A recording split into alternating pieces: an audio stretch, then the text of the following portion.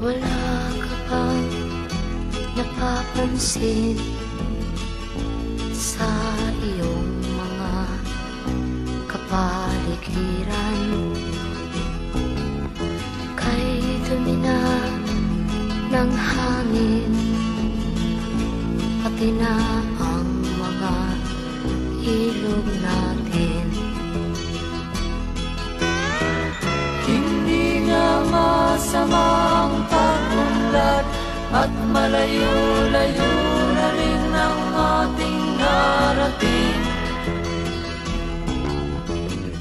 Ngunit masdan mo ang tubig sa dagat, dati kulay asul, ngayon'y naging itim.